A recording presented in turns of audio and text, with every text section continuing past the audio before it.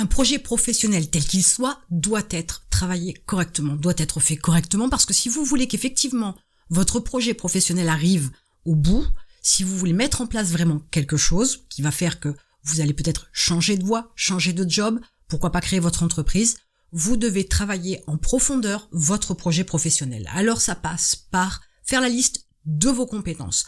Alors vous pourriez me dire que sur une seule page, vous pouvez mettre plein d'informations, ou du moins une certaine quantité d'informations concernant vos compétences.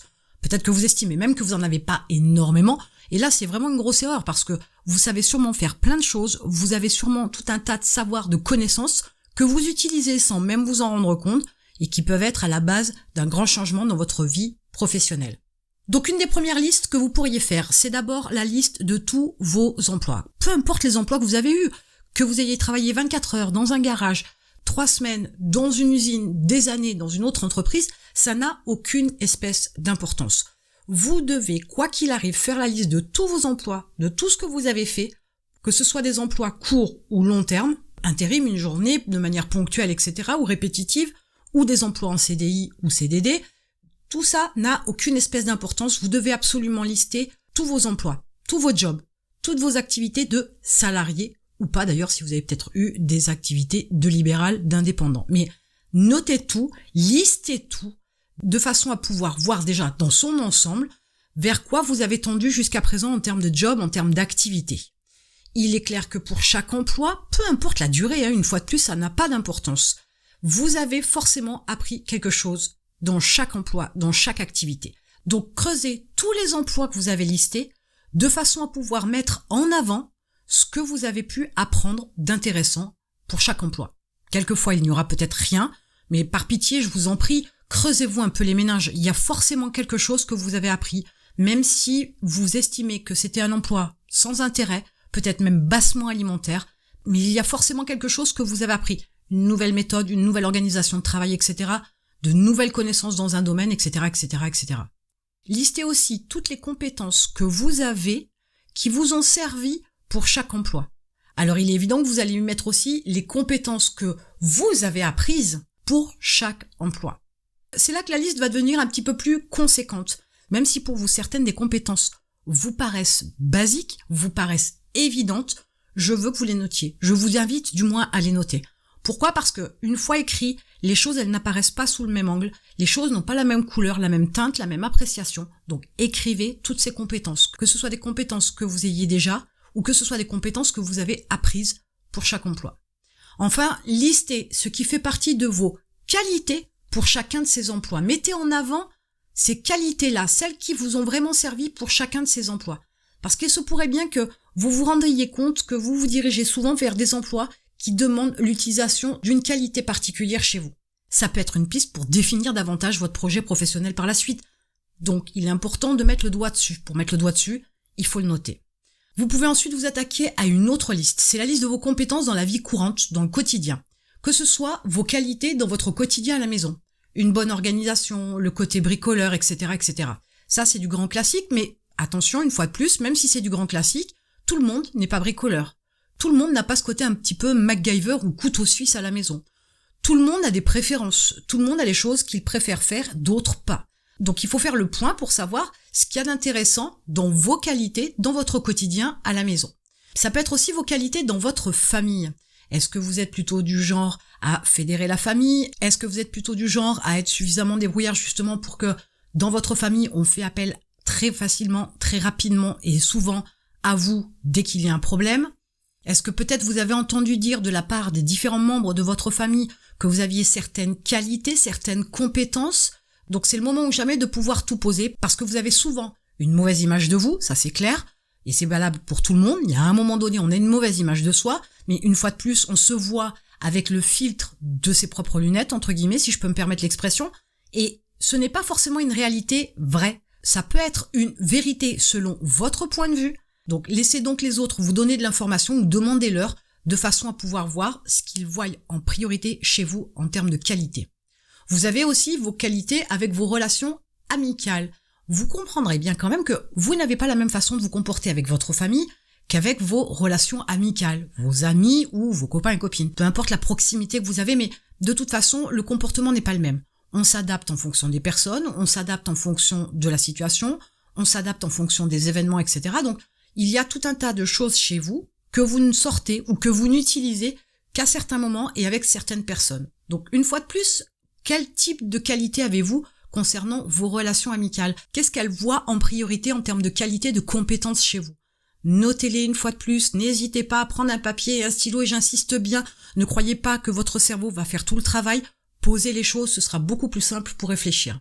Ensuite, vous allez attaquer vos qualités avec vos relations de travail, dans le travail en général, dans la partie professionnelle. Qu'est-ce qui fait que on vous met en avant pour certains postes, qu'on vous met en avant pour certaines responsabilités, qu'on vous met en avant pour certaines tâches? Qu'est-ce qu'on reconnaît chez vous en termes de qualité, de compétences? Il est important de faire aussi le point là-dessus parce que vous avez fait peut-être plusieurs entreprises, ce que je peux facilement comprendre parce que le temps où on garde 40 ans le même job, c'est un petit peu terminé.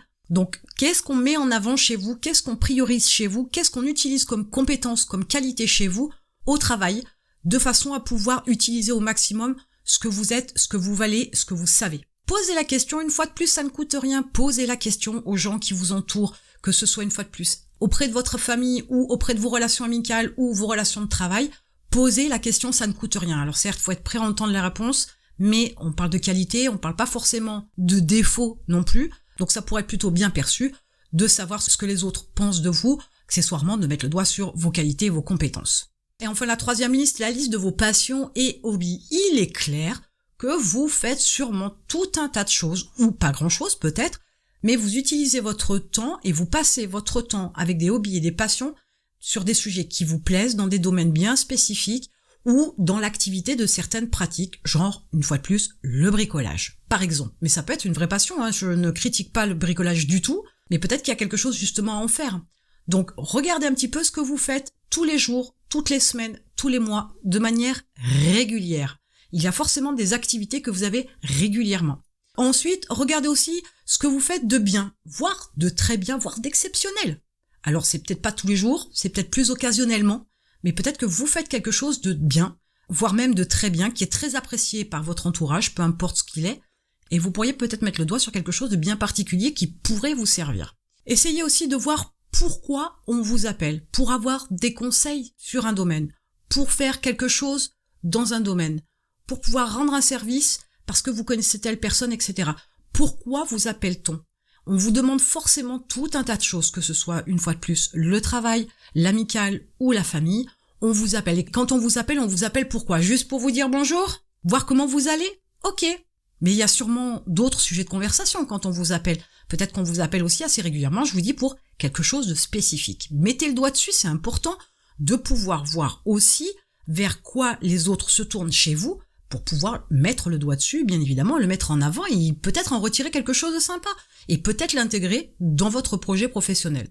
Et ensuite, il y a ce que vous faites sans vous en rendre compte. Alors là, franchement, de tout ce que je vous ai indiqué aujourd'hui, c'est la chose la plus difficile. Il y a peut-être tout un tas d'actions, de choses que vous faites, d'attitudes, de façons de réfléchir, de connaissances, de compétences, des choses comme ça qui sont en vous et que vous faites de façon machinale, automatique, sans vous en rendre compte. Et là, je peux vous garantir qu'il y a quelque chose à creuser. Et si vous croyez que justement, parce que vous le faites sans vous en rendre compte, vous pensez que c'est quelque chose qui est banal, classique, qui n'a aucun intérêt, qui ne peut pas être quelque chose qu'on peut exploiter pour pouvoir créer une entreprise, eh bien là, je vous dis, arrêtez tout.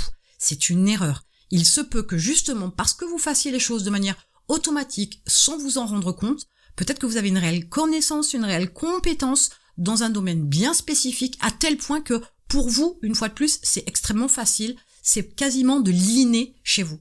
Mais pour la majorité des gens autour de vous, ça ne l'est pas forcément. Et c'est en cela que ça peut être utile pour votre projet professionnel. Vous avez vu qu'avec ce parcours-là des 3 listes bien spécifiques, vous avez la possibilité de faire un point sur vos compétences et connaissances. Il n'y a pas de limite, entre guillemets, dans cette approche-là, parce que il vous faut vous creuser les méninges. Ça ne se fait pas en 5 minutes, très clairement, mais vous pourriez vous rendre compte, au bout de quelques jours, quelques semaines de réflexion sur le sujet, avec ces fameuses 3 listes que vous aurez complétées au fur et à mesure. Vous inquiétez pas si c'est brouillon, s'il y a des ratures, si c'est mal formulé, s'il y a des fautes d'orthographe, ça n'a pas d'importance. Mais faites le point. Comment voulez-vous avancer dans votre projet professionnel si vous ne faites pas la liste de vos compétences? Il y a un moment donné, il faut être cohérent avec soi-même, sur une démarche de projet professionnel, il faut savoir ce vers quoi vous allez tendre, certes, mais pour le savoir, il faut justement décortiquer ce que vous avez déjà en main, le point de départ et la liste des compétences fait partie de ce que vous possédez déjà, de ce que vous avez entre vos mains, qui pourrait vous diriger vers un projet professionnel très précis, très clair, très défini, beaucoup plus consistant que ce sur quoi vous étiez peut-être parti. Il n'y a que quelques jours, quelques semaines, voire quelques mois. Maintenant, sortez papier et stylo et mettez-vous au boulot. Et en attendant, je vous retrouve de l'autre côté.